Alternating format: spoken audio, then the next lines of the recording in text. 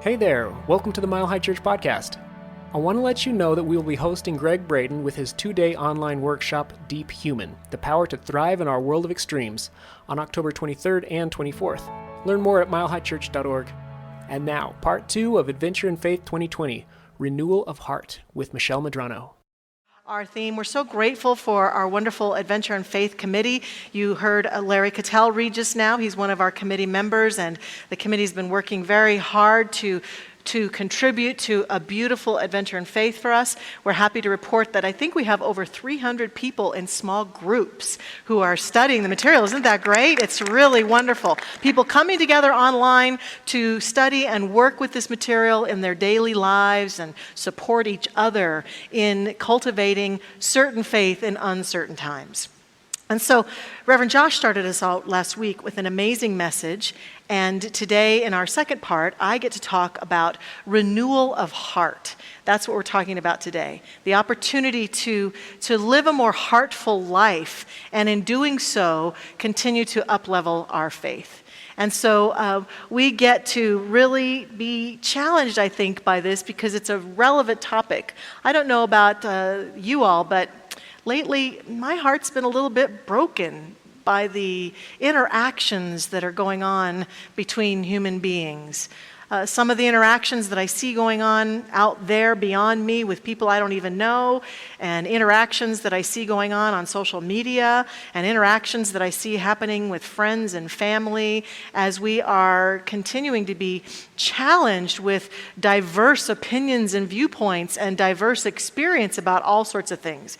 Everything from the pandemic and arguing about masks or no masks or vaccines or no vaccines or how to deal with that, to, of course, the challenges with the political season and people wanting to take sides and make the other side right or wrong based on their viewpoint, to there's fires and hurricanes going on, which raises the whole climate debate. Is there climate change or not? And people arguing about that, and racial tensions and arguing about how to solve that. And as I look around at the world sometimes, and I look at the interactions between people and the unwillingness at times for people to come together and work together towards solutions, and instead be willing to take sides and take stands for their righteous viewpoints, it breaks my heart. It makes me feel very sad.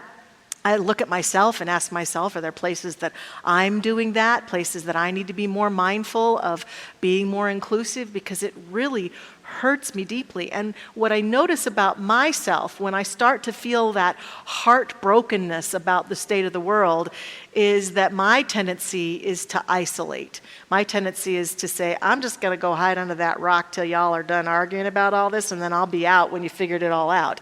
But I know that that is not the best and most effective way to live in our world today or any other day, because each one of us is a contribution, and each one of us matters, and our heart and our presence and our beingness makes a difference. And so what I'm inviting us to do today is to consider what it might take to renew your heart, because when we renew our hearts, when we are living a heartful life, we are listening more deeply to ourselves and others. We are listening to the world and the unfolding resonance of what's in front of us in a different way. And we're allowing ourselves to move forward dedicated to love and connection versus dedicated to divide and conquer.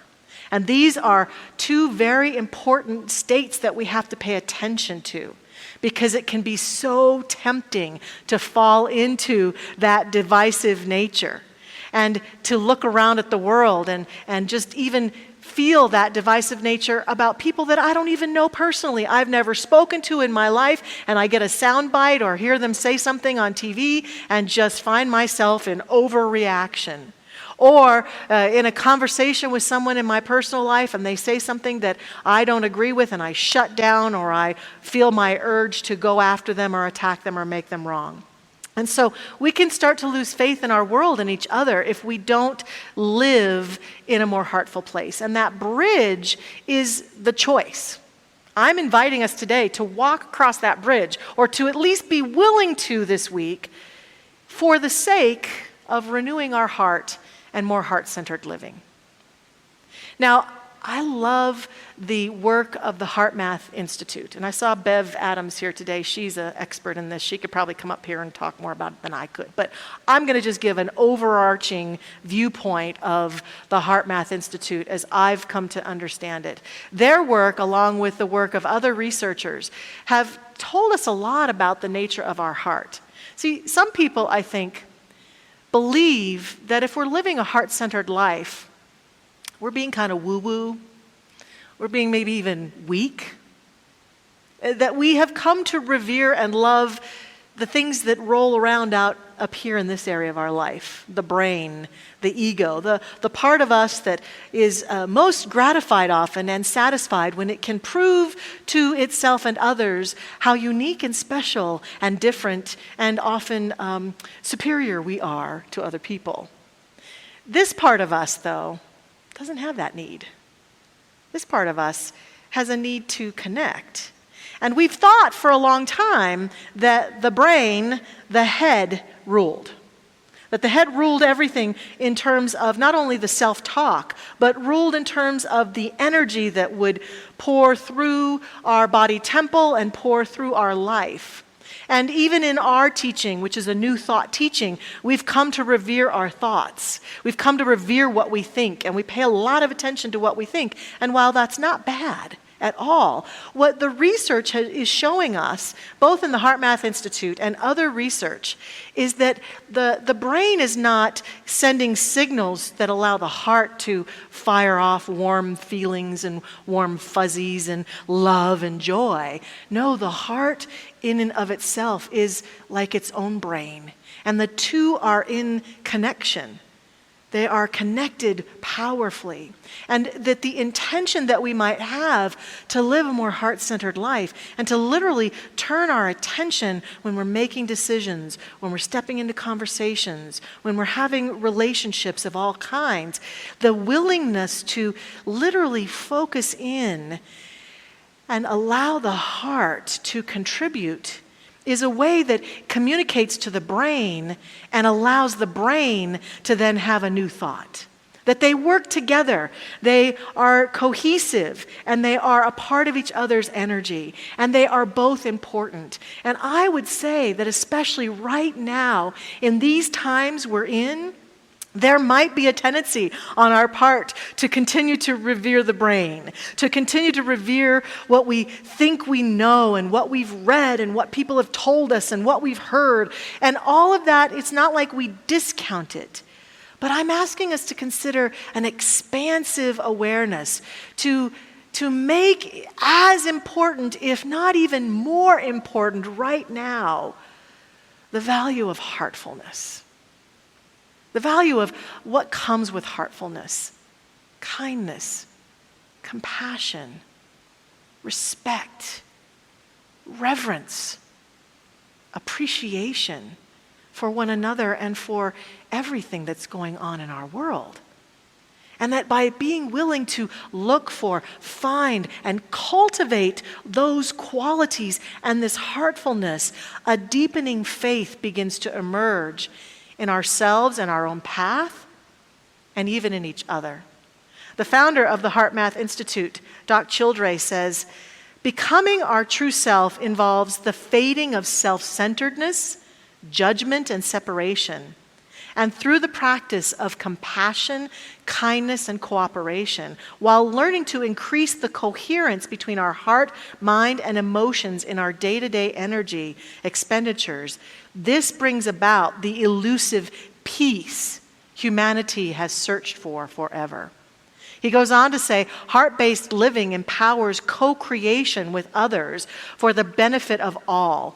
In these robust, shifting times, I feel that increased stress will finally nudge more people to live from the heart, not because of religion or philosophy, but because it will prove out to be highly practical, common sense, the new spiritual, possibly, the new spiritual heart-based, the new sexy heart-based, the new wise heart-based living. That's what we're suggesting today. And we're inviting ourselves to consider renewing our sense of our heart.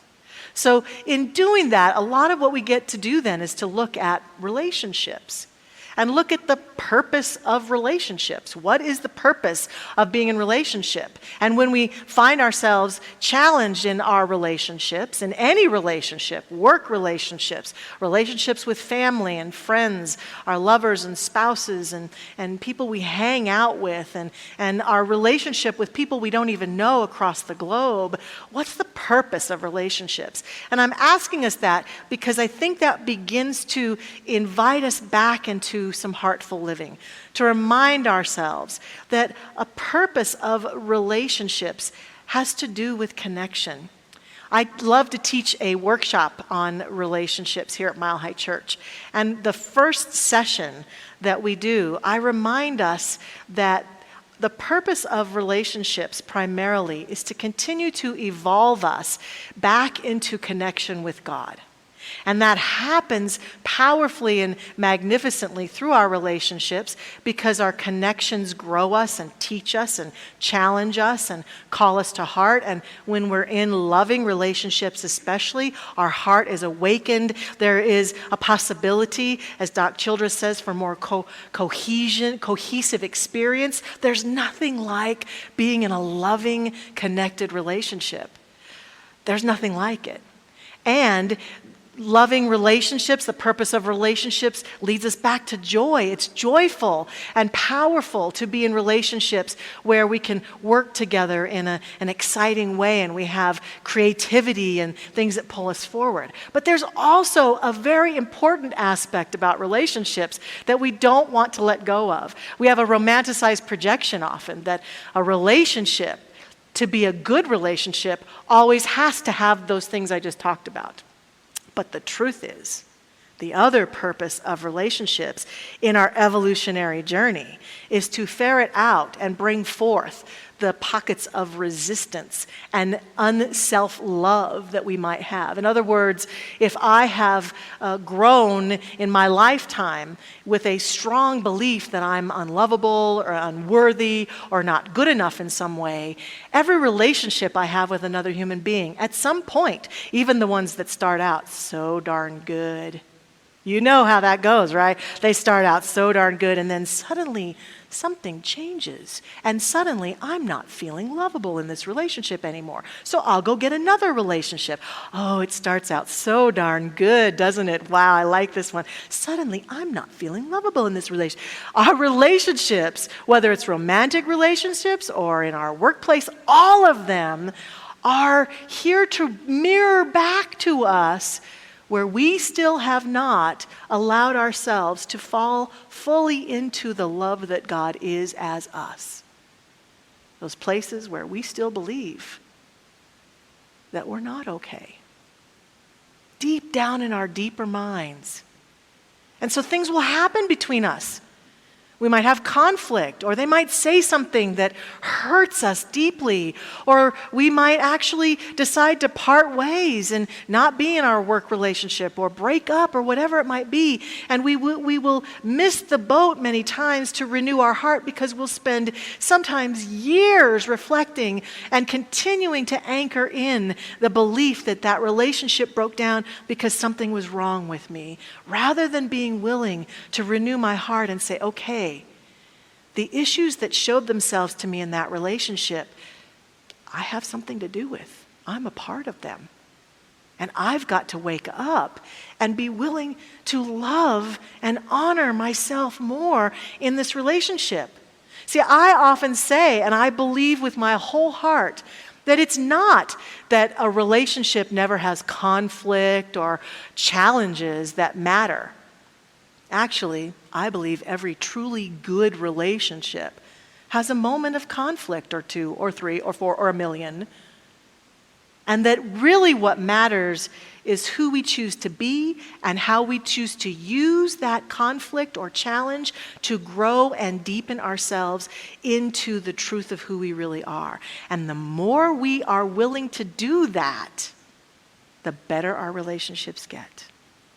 The more we are willing to do that, the more courageous we are in the midst of every relationship. And the more courageous we are in the midst of every relationship, the more our faith in people and in ourselves grows and widens and expands, and we find ourselves fully willing to see ourselves through our relationships, and to allow our heart to guide us, and to recognize that the minute we have a conflict in a relationship, there's something there for us. It's a wake-up call. It's literally the divine saying, oh, my beloved, are you willing to see the truth of who you are through this mess right here?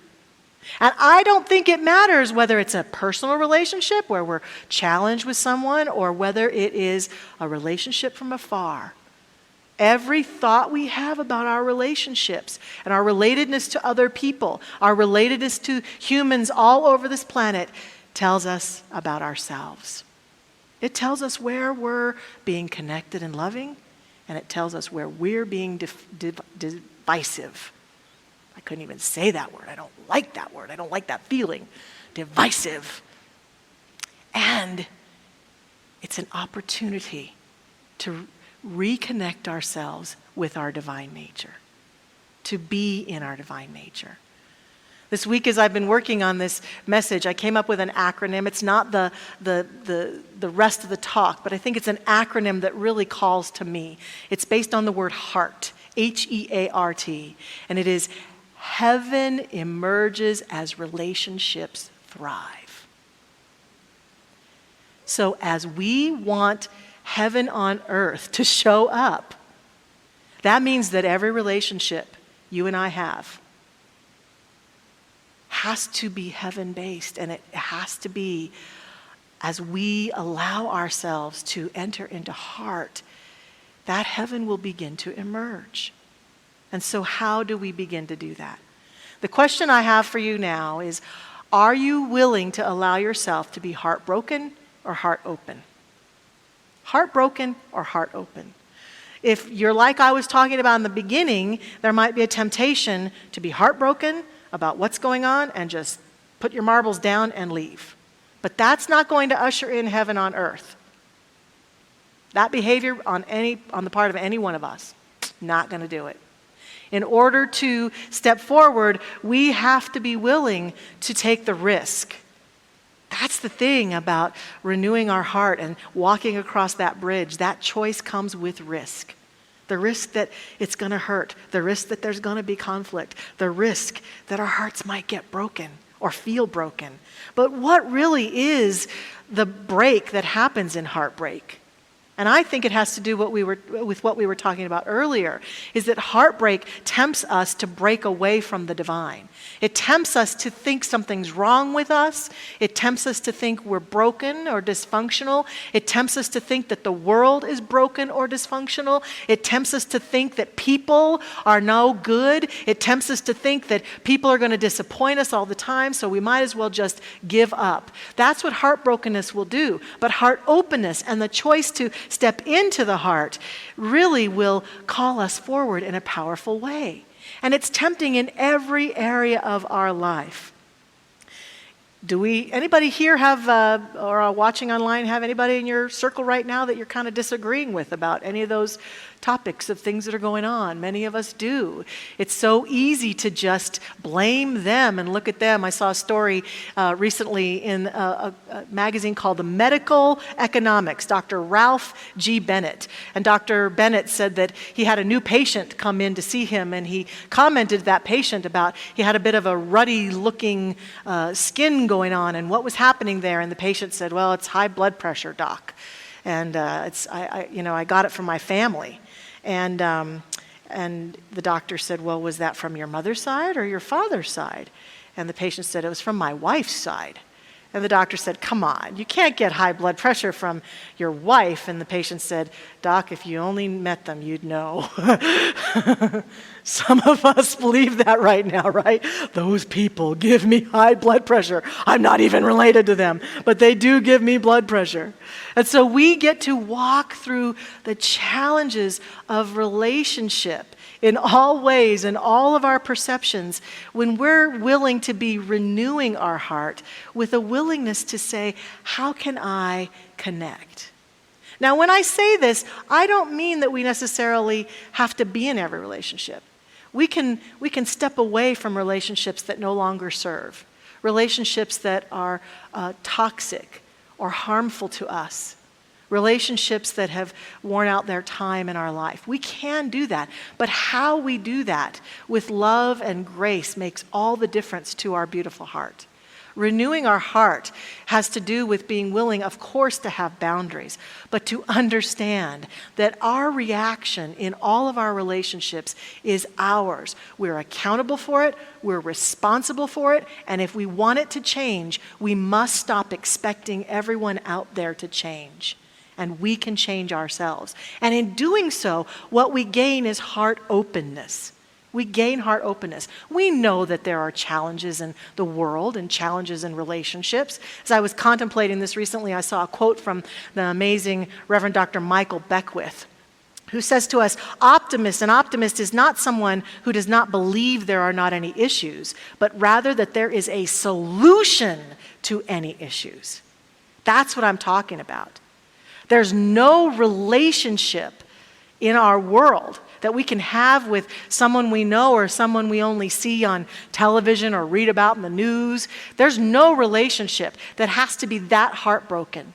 We can, of our own accord, when we begin to take the actions and make the choices to renew our heart, we can repair and be at peace and be in calm and love with any relationship, even those we've stepped away from, past loves, past workplaces.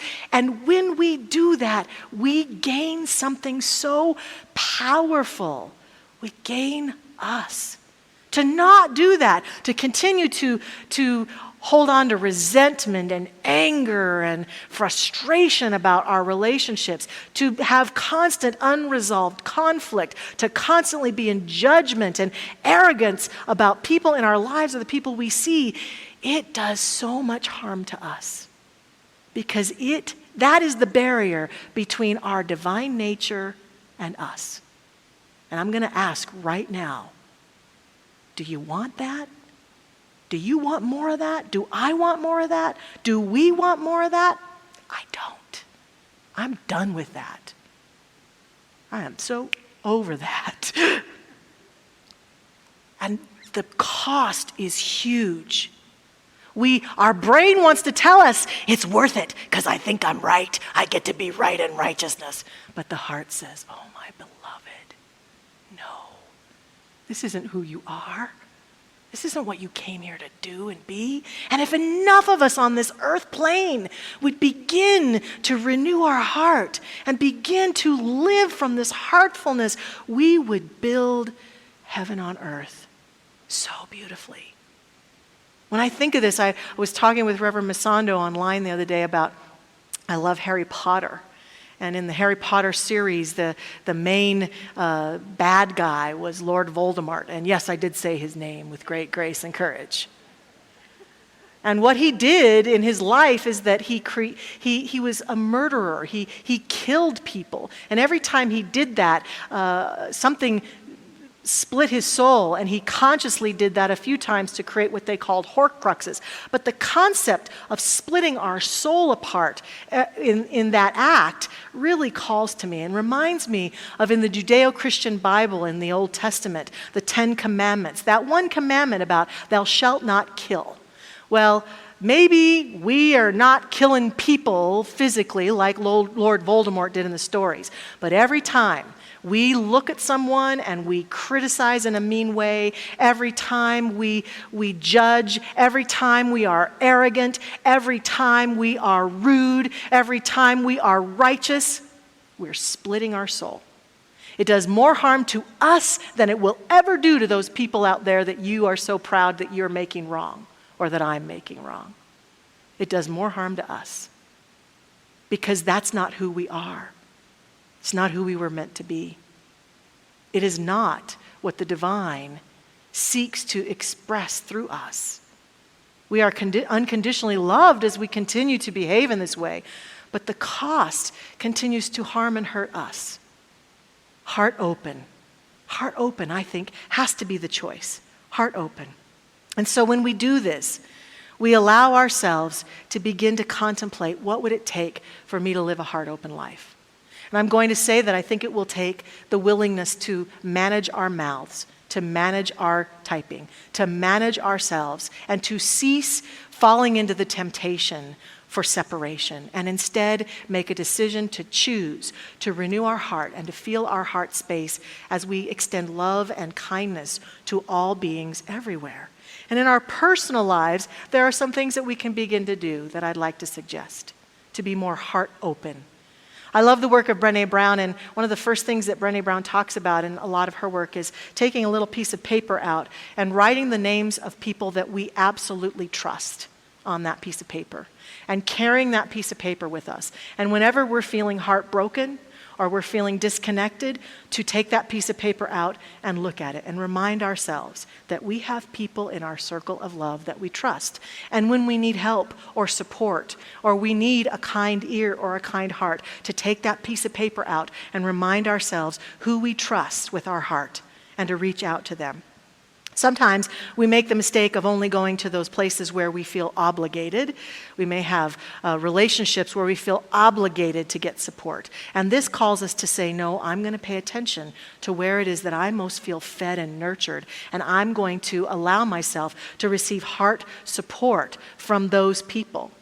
And I'm going to allow myself to step in to my divine heart in powerful ways, because the heart is the portal to the divine. Heart-based living is the portal to God. Heart-based living is the way that we begin to renew our connection with our divine nature. And we are most happy and fulfilled when we are doing this. So creating our little trust list. Here's some other ones that I want to offer to us today. Reach out in some way to someone you love every day. I know it's hard in these days when we feel so disconnected from people. That can be heartbreaking too. But I want to remind us that there are ways that we can stay connected. I've been going through some challenging times in my life, and I can't tell you, even people who've said I didn't know what to say, but I just called or sent a love text, have completely helped me through these challenging times. And I'm so grateful for those who have reached out just to say, I'm thinking of you. I love you. How are you doing? What's going on? Can I support you in any way? Sometimes that's all it takes. And the gain to us and to the connection that we feel can renew our heart in a profound way. Pray for the people on that little piece of paper, and pray for people in our support system. Either pray for their highest and best, or pray for good to happen with them today, or literally call them and say, what can I pray for you about today? I would love to include you in my prayers. Feel connected to people. Feel the heartfulness of that. The master teacher, Jesus, taught us to love everyone and love our enemies. So here's one of the hardest ones. Who do you criticize most? Who do you disconnect yourself from the divine most with your thoughts and words? Pray for them today. Include them in your prayers for their highest and best, for the love that God is to have its way through them, for them to be guided, for them to feel connected, for the love in their hearts to pour out. Pray for those people today. When we're making decisions and walking through life, asking ourselves, what would love or compassion do or say right now if I were to be the embodiment of love and compassion in this moment, as this person is standing in front of me spewing something I definitely don't believe? What would love and compassion do in this moment? Make a decision, or more than one, by listening to the heart. If there's a decision before you, do I go left? Do I go right? Do I go here? Do I go there? Tune into the heart and listen and make the decision from the heart. Of course, acts of kindness. Being kind. Being kind will always open our hearts, but especially kind in ways that no one knows you've done it. Random acts of kindness open our heart. And lastly, let others support us. Let people love us and lift us up and support us. in this choice to let the heart win and act from the heart and many other ways, we renew our heart. And I'd like to close with a poem from one of my favorite poets, Rumi. This poem kind of says it all for me with the heart. It's called Pay Homage. Rumi says, if God said, Rumi, pay homage to everything that has helped you enter my arms, there would be not one experience in my life, not one thought, not one feeling, not any act I would not bow to. We bow to it all. We bow to our heart. We renew our heart today. Let's join together in prayer. I'm going to read today a prayer from our Adventure in Faith materials. Our wonderful practitioners there wrote prayers for us. And so today I bring you week 2's prayer. So we breathe in. As I breathe in the invisible breath of life, I know that I am breathing in God life, which is everywhere present, vibrating the seemingly invisible breath of life into all its creation, in all time, in all forms, in all dimensions. As I consciously breathe in the breath of life, the gift of life, I am fulfilled in body, mind, soul, and heart, in all dimensions of my being. I am the energy, the expression of loving kindness and of compassionate relationships, as that is the truth of my being.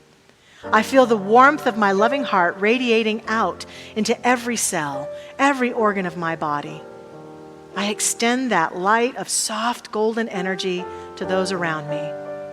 My body is held in the softness and strength of the loving essence of life, which draws to me relationships where we are grounded in caring, trust, and appreciation.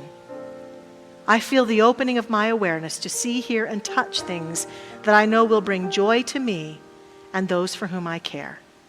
I place and release into the living law these energies, colors, warmth, and sounds that are the language of prayer beyond my words. I know this vibrant energy that is the law receives them fully and manifests them beyond what I can express. I know that these desires are the goodness of God seeking expression through me as it fulfills itself. This and greater good are now infused with my profound gratitude as I declare myself an open vessel to receive and to circulate out into my world. And so it is.